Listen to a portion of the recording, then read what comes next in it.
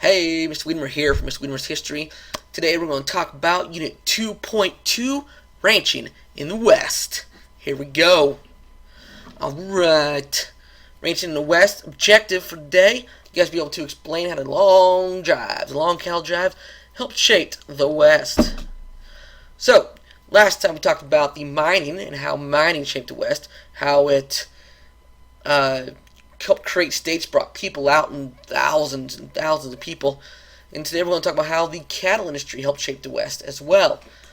So ranchers are going to build these vast cattle ranches on the Great Plains, and they're going to ship the cattle to the east, like Chicago, New York, Philadelphia. They want meat, and there's a lot of it in Texas. How are we going to get it there? Well, we're going to go on a thing called a long drive. So we come to the open range. Right? This is called the open range cattle industry. Open because there's no fences. It's just open ground out west, and we're going to herd cattle up to Kansas, from Texas to Kansas. Herd cattle on up for the open range. Now, us Americans do not know how to herd cattle. Not a clue. So the Spanish had to teach us. These Spanish vaqueros, right? They're the ones that taught the Americans how to, herd the cattle. And so, big help to the vaqueros. Without them, none of this might not have been possible. So, and the West could have been different. Without all the cowboys, the cowhands out there. So, thank you for Spanish vaqueros for that. There's a picture of a cattle drive there.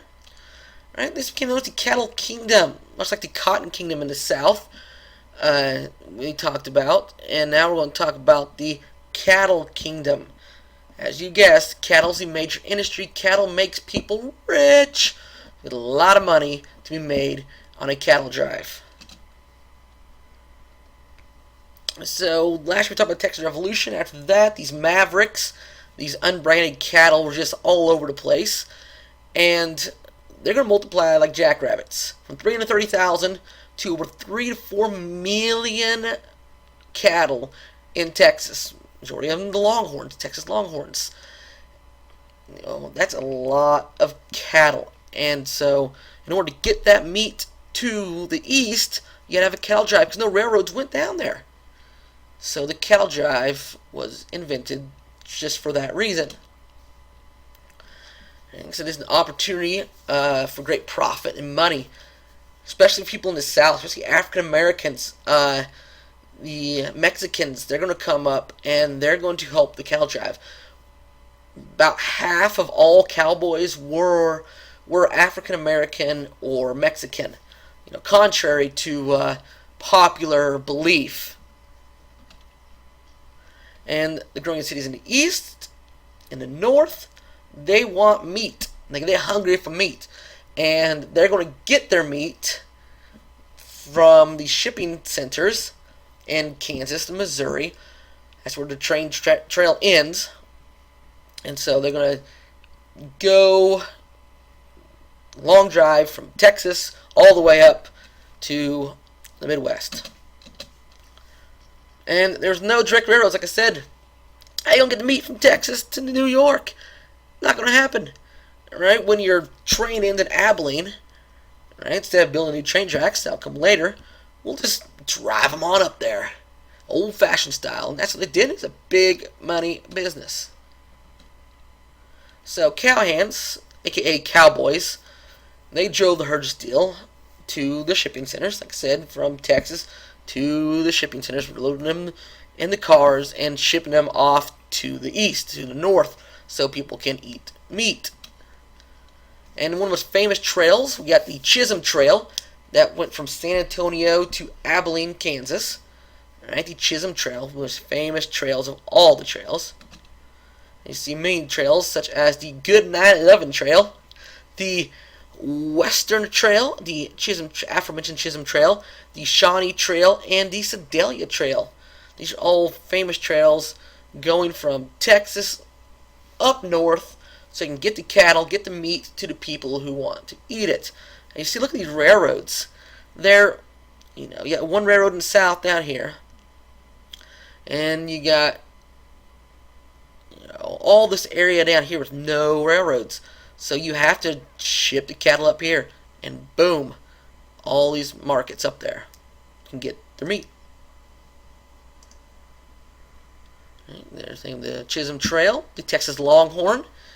Right, and as you see here in this map, all along the way where the trail would, stop, the cowhands needed rest, can't go 24/7, and so these towns started popping up along the way, and like Fort Worth,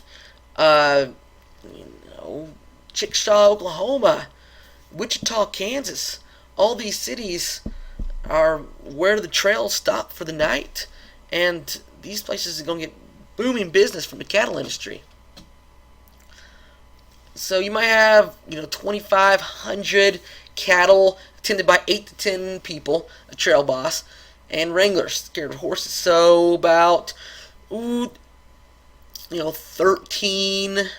to 15 people taking care of 2,500 cattle. It's a hard job. And so you needed that place to rest at night. Sometimes if you didn't make it to the town by nightfall, you got in a fire out there on the open range. Oh, home on the range, where the deer and the antelope play. And the life of a cowhand demanded discipline, endurance, and courage. But if you survive this, you're gonna get rich. And we're gonna do with all this richness? Yeah, they're gonna gamble it all away, spend it in the saloons, spend it on ladies of the night. I mean, not too good. Some, amassed fortunes and were good at it. Now, a very famous story that we had was Nat Love. He's a very famous African-American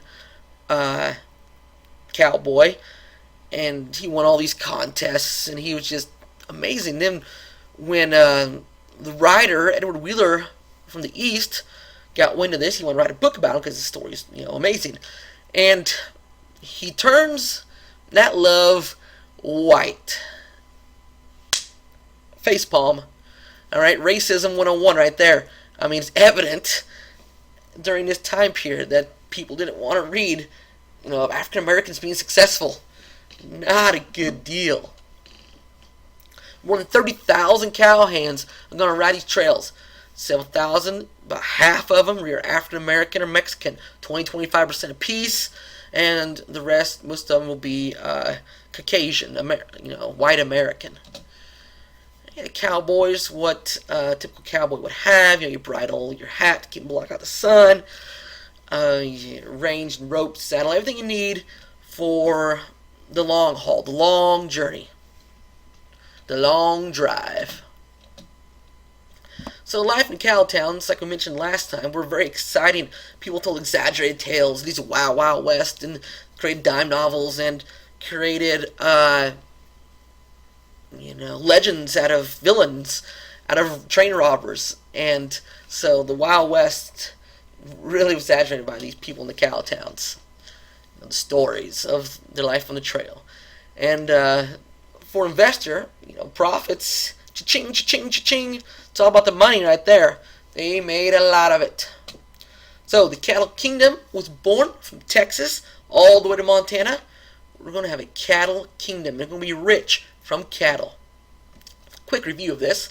Alright, cattle drives big business in the West with no railroad, direct route railroad down connecting the North and Texas. There's no way to get the meat to the cities, and so the cattle drive was born. And a half were either African American or Mexican, and a cattle kingdom from Texas, Montana. Now it's all yay, good and everything, but then the decline of the cattle industry, almost as fast as it boomed, it was done for many different factors. We had too many animals, so overgrazing, that means the animals didn't get enough to eat, so they were very lean and didn't get much money for their cattle. So overproduction, you had too many cattle. So simple economics, supply and demand, you have a large production, a large supply, the prices are going to be cheaper. And then we had sheep herders and homesteaders contesting for the land as well. And the homesteaders had something that really put a damper in the cattle drive, and that is barbed wire. So the long drives ended big time. They're closing the open range cattle industry with the barbed wire. Joseph Glidden, he's the one who invented this. People in the homestead need to protect their land. There's no, trees for posts, and so we're gonna make barbed wire fences. And this, consequently ended the cattle drive because moving the cattle up. Oh wait, there's a big old huge barbed wire fence in the middle of our trail. What are we gonna do? And so homesteaders and the cowboys had clashes and battles. Shots were fired. People died. And on top of that, we had too many animals on the market. Blizzards in the winter killing a lot of cattle. 1886, 1887. And if that wasn't enough, we also had steers go blind from drought, drown in flash floods, die in stampedes, or get the dreaded Texas fever. I mean, this things are not looking good for the cattle industry. And so the cold winters followed by a dry summer, no grazing ground. It's terrible. And these blizzards are going to cover the ground, and there's no food for the cattle to drive up their skin and bones. Not getting much money. There's barbed wire, homesteaders, people are moving out west. It's, the railroads coming down. It's, it didn't last too long, these cattle drives, but while it lasted, it was great. So many cattle died. Just, a very humbling picture there of the West, fitting next to a barbed wire fence and snow. And this is one of my favorite quotes. It really puts it in perspective. Cattlemen saw a sight they spent the rest of their lives trying to forget. Carcasses piled upon carcasses. In every ravine, gaunt skeletons staggering about on frozen feet. Trees stripped bare of their bark. Ray Allen Bennington. What it's saying is, there was no food. The cows had to eat bark off the tree. Cows were stepping over, falling dead left and right. Not a good deal. Not a good deal. There's a couple videos for you to watch. Alright, settling Hispanic Southwest. There was more Americans moved there. The Hispanics, they were already there. They're going to feel threatened. They're going to feel threatened. So, in place of the mission system in California, your San, Jose, your San Francisco, the Spanish mission system we talked about last year, your landowners are going to own haciendas. And these haciendas, which was basically a huge ranch. And after the California Gold Rush in 1849, however, many Hispanic Californians are vastly outnumbered because now all these white Americans are going out there and searching for gold, and they're taking over land. They don't care whose land it is. It's theirs now. So, as they had done with Native Americans, they're going to, clash with Hispanics. And, the American dream, manifest destiny. We're going to take the land from sea to shining sea. I don't care whose it is, who's in our way, we're going to take it. One of the bad things about manifest destiny. As more railroads were built, 1880s, 1890s, population Southwest continue to have more Americans, European, and Mexican immigrants as more and more people. And the growing cities in the Southwest, they decided to go in their own little boroughs, right? And they're going to have their own little, Chinatown kind of thing, but, they're Chinese. But, you get the point. Right, and review of this lesson. Cattle drives were big business in the West. No railroad, no way to get meat to the cities in the East. The cattle drive was born. Half the cowboys were either African American or Mexican, going out there to start a new life. All right, cattle kingdom from Texas to Montana. Cattle industry died quicker than it started, with disease, drought, barbed wires, the big one, and the railroad, and clashes in the Southwest between Americans and Hispanics. It was not good at all. So, until next time, study history.